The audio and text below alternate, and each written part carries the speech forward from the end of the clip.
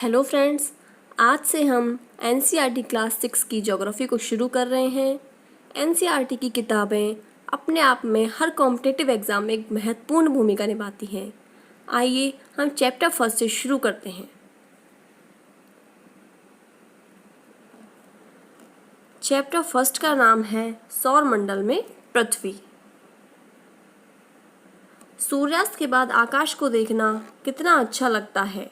आसमान में पहले एक या दो चमकते बिंदु ही दिखते हैं, लेकिन बाद में हम उनकी गणना भी नहीं कर सकते। संपूर्ण आकाश छोटी छोटी चमकदार वस्तुओं से भर जाता है, जिनमें से कुछ चमकीले होते हैं, कुछ धुंधले। ऐसा प्रतीत होता है मानो आकाश में हीरे जड़े हों। इनमें से कुछ टिमटिमाते प्रतीत होते हैं, लेकिन अगर आप उनको ध्यान से देखेंगे तो आप पाएंगे कि इनमें से कुछ की टिमटिमाहट अन्य से अलग है।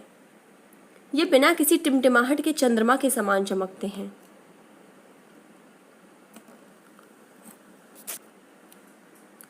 इन चमकीली वस्तुओं के साथ आप लगभग प्रतिदिन चंद्रमा को भी देखते हैं। यह अलग अलग समय पर अलग अलग आकार तथा अलग स्थितियों में दिखाई पड़ता है। आप पूर्ण चंद्र को लगभग एक महीने में एक बार देख सकते हैं। यह पूर्ण चंद्रमा वाली रात या पूर्णिमा होती है।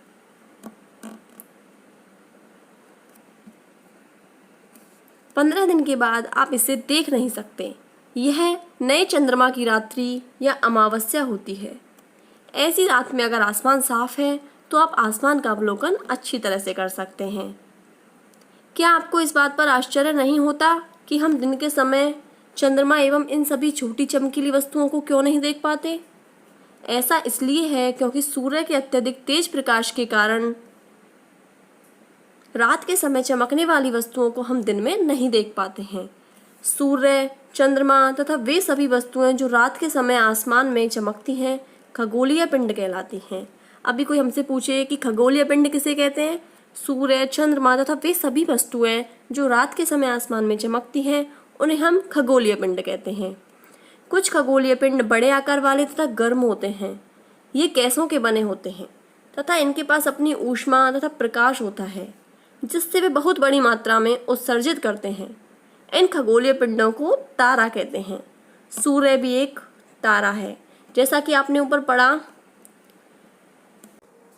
आओ कुछ करके सीखें। आपको आवश्यकता होगी एक टॉर्च, एक सादा कागज, पेंसिल तथा एक सुई की। इसके लिए हमें सबसे पहले कागज के मध्य टॉर्च को इस प्रकार रखें कि उसका कांच कागज से सटा रहे। अब टॉर्च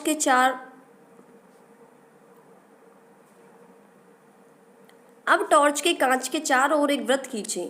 कागज पर वृत्त के क्षेत्र में सुई से छोटे छोटे छेद करें। अब कागज के छिद्रित वृत्तीय भाग को कांच के सामने की तरफ रखें तथा टॉर्च के चारों ओर कागज को लपेटकर रबर बैंड लगा दें। ध्यान रखें कि टॉर्च का स्विच कागज के बाहर रहे। अंधेरे कमरे में एक सादी दीवार की ओर मुंह करके इस टॉर्च को लेकर कुछ दूरी पर खड़े हो जाएं।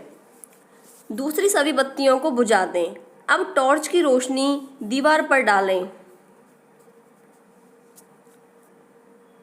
आप दीवार पर प्रकाश के अनेक छोटे छोटे बिंदुओं को देखेंगे, बिल्कुल वैसे ही जैसे रात के समय आसमान में तारे चमकते हैं। आप कमरे की सभी बत्तियों को जला दें। प्रकाश के सभी बिंदु लगभग अदृश्य हो जाएंगे।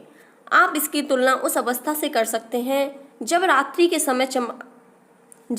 के समय आसमान में चमकने वाले तारे सूर्योदय के बाद अदृश्य हो जाते हैं।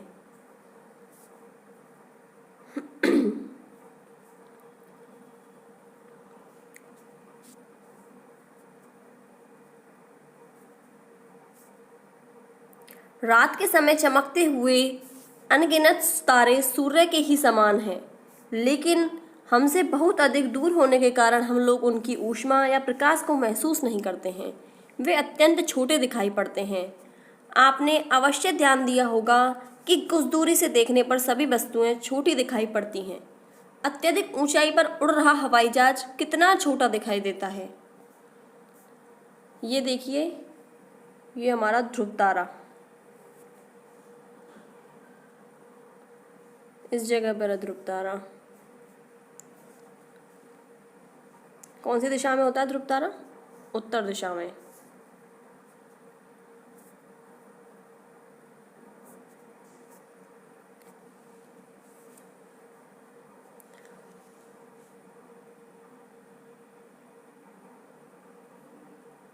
रात्रि में आसमान की ओर देखते समय आप तारों के विभिन्न समूहों द्वारा बनाई गई विविध आकृतियों को देख सकते हैं।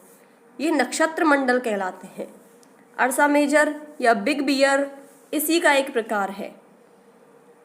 बहुत आसानी से पहचान में आने वाला नक्षत्र मंडल है सप्तऋषि मंडल। सप्त यानी कि 7, ऋषि यानी कि संत। यह 7 तारों का समूह है जो कि अपने नक्षत्र मंडल अर्सा मेजर का भाग है। चित्र 1.1 देखिए। चित्र 1.1 सप्तऋषि और ध्रुव तारा। सप्तऋषि मंडल आपको ये दिखाई दे रहा है यहाँ से 1 2 3 4 5 6 7। तो ये हो गया अपना सप्तऋषि मंडल और ये हो गया ध्रुव तारा।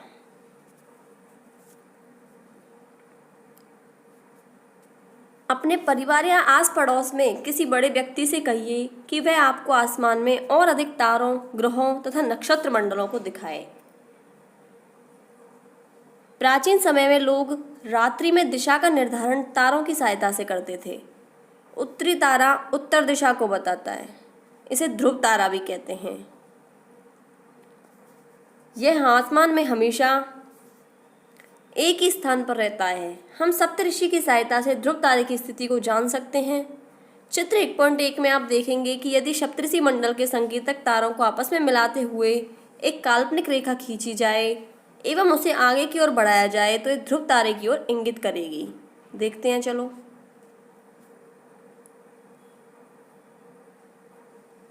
हम मिलाते हैं इसे, देखिए ये रही।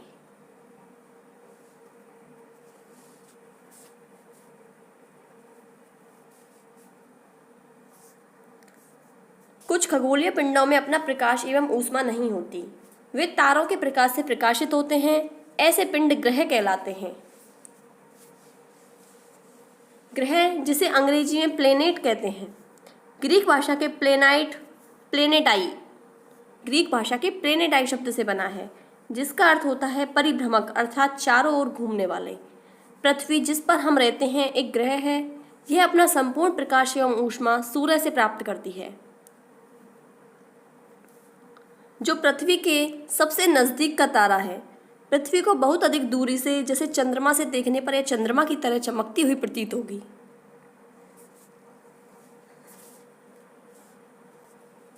आइए कुछ रोचक तथ्य पढ़ते हैं। बृहस्पति, शनि तथा यूरेनस के चारों ओर छल्ले हैं। ये छल्ले विभिन्न पदार्थों के असंख्य छोटे छोटे पिंडों से बनी पट्टियां हैं। पृथ्वी से इन छल्लों को शक्तिशाली दूरबीन की सहायता से देखा जा सकता है। इससे आगे हम अगली क्लास में पढ़ेंगे। देखने के लिए बहुत बहुत धन्यवाद।